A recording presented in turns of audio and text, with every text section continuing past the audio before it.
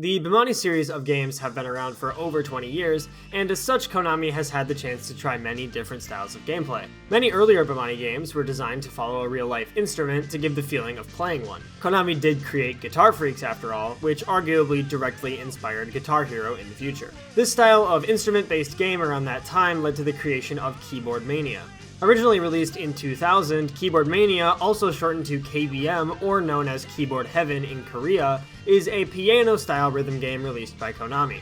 It's a 24-key rhythm game for a single player, but can be played by two as well, with two 24-key setups side by side on a single machine. The game featured a few key modes to try to cater to a wide audience of players. On Light mode, players would be restricted to only 12 of the 24 keys. On Light Plus mode, which was the standard mode for the game, even though that naming convention is arguably terrible, players were given access to the full 24 keys of the machine to play. There's also another 24-key mode in the way of Real mode, which is meant to be harder than Light Plus mode and was supposedly meant to be slightly closer to real piano play. There are standard notes that require a key press and long notes which are holds.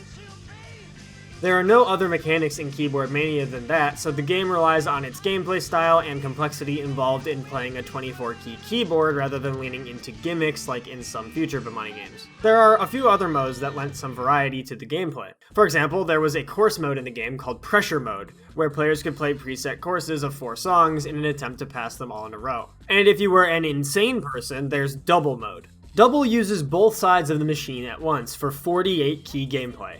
Jesus Christ, I can't imagine you'd be able to play this well unless you were a wizard or could go cross-eyed, as there's sort of a gap between the two screens, so I'd imagine that would make keeping track of both charts pretty difficult. But if you wanted it, it was there. For the first time in our series here, this game actually has a non-trivial amount of releases. For Keyboardmania, there were 3 arcade releases, 2 PlayStation 2 releases, and a PC release. Let's take a run through the mixes and see how the series progressed. Starting with the original, Keyboardmania, also known as Keyboard Heaven in Korea, was released on February 6th, 2000. This was actually the only Keyboardmania to release in Korea. In addition, the original Keyboardmania had only original songs, and none of them were externally licensed tracks. Though strangely, even though the songs were all Konami originals, 4 were not included in the Korean release.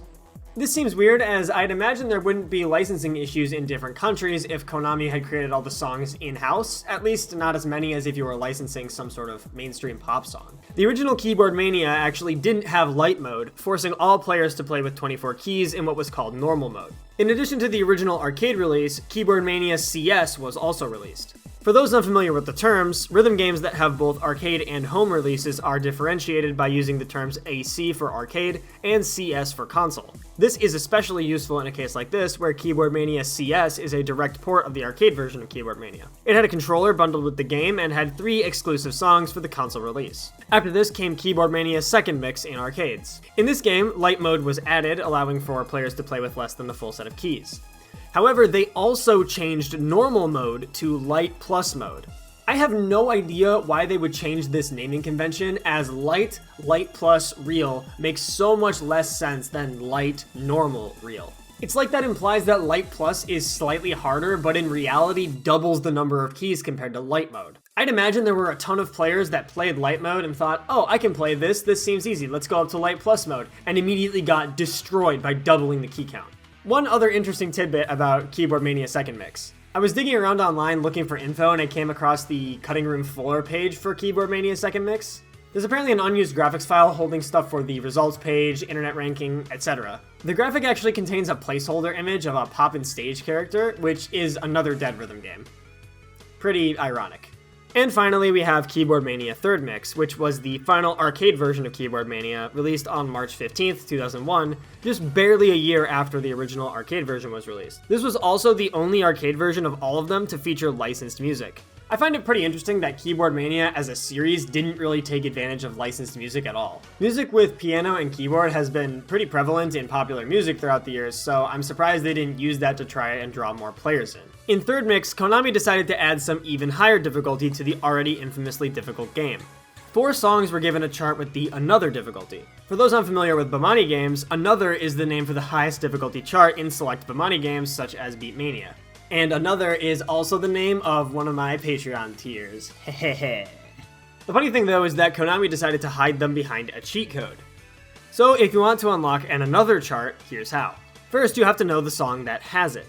They're not listed anywhere in the game, so you have to either know which songs have it or try the cheat code on every song. Go into real mode and on the first octave of the keyboard, hold down the C# and D# key and hit any white key, then let go. Then hold down the F#, G#, and A# keys and press a white key again. Then the game will load you into the Another difficulty. I do really wonder how they originally told players about this. It's not exactly a super intuitive code, and all that for only 4 songs with the difficulty. It's pretty bizarre. The last feature of note in Third Mix is Session Mode. The game was actually compatible with Guitar Freaks and Drum Mania, allowing linked play between Guitar Freaks, Drum Mania, and Keyboardmania all at the same time.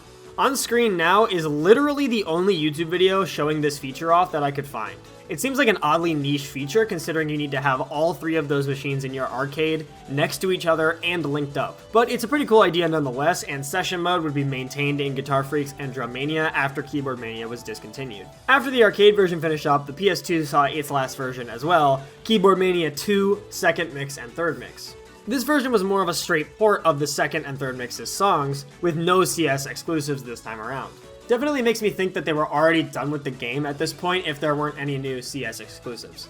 The most notable feature in this version is actually that they added support for MIDI keyboards. Definitely a solid idea and a good way to sell the game to people who already have a keyboard rather than having to buy a controller that goes with it as well, and probably also helped Konami avoid manufacturing too many more CS controllers if they were already done with the series. With the CS and AC versions of Keyboardmania wrapped up, we saw the final release make it out on July 23rd, 2003. This was Keyboardmania Yamaha edition for PC. This release is honestly pretty weird, coming out over a year after the final CS version. It's got a chunk of songs from all the arcade mixes of Keyboardmania, and also supported downloadable song packs from the official Keyboardmania website. That's pretty ahead of its time with having DLC song packs. Weirdly, the game was only officially available bundled with a specific Yamaha keyboard, the Yamaha Portatone EZ250i. Also, for some weird reason, existing Keyboardmania songs from the arcade version all have their artist names replaced with Konami 2003. This one is just super weird to me. The fact that it exists at all is strange considering how far outside the main series it was, in addition to it being only released with a specific MIDI keyboard. It seems like it might have been a contractual obligation being fulfilled that they may have agreed to before they realized the series wasn't going to last very long. With this game releasing, the Keyboardmania series was never to be heard from again. There are probably a few factors contributing to the game not making it very far in the grand scheme of Konami's rhythm games. For starters, the blatantly obvious issue is that the game is pretty damn hard. If you don't play piano in real life, you may have trouble grasping the complexity that comes with playing 24 keys and watching the screen, especially if you're unfamiliar with keyboard hand placement. The game was infamously known for completely overwhelming beginners due to the controller, which from the get-go is probably something they would have trouble fixing, and is most likely the reason that they added light mode. After the first mix and dealing with the complexity issues, it seemed like they tried a lot of unique stuff that just didn't stick. Session mode, CS MIDI keyboard support, light difficulty, etc. Just a bunch of weird stuff to try and give the game a wider appeal.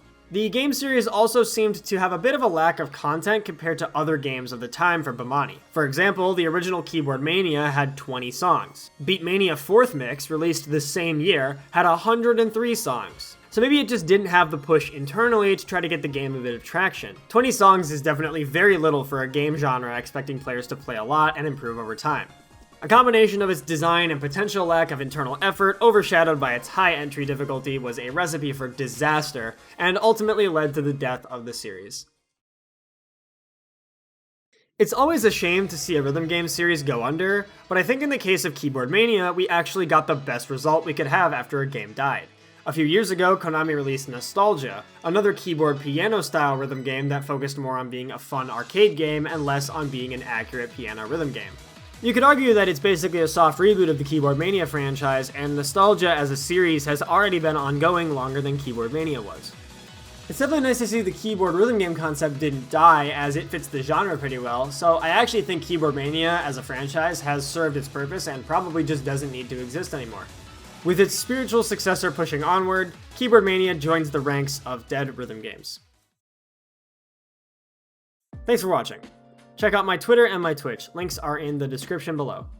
You can also check out my Patreon if you want to support my content. If you like this video, don't forget to like and subscribe, and I'll see you guys next time.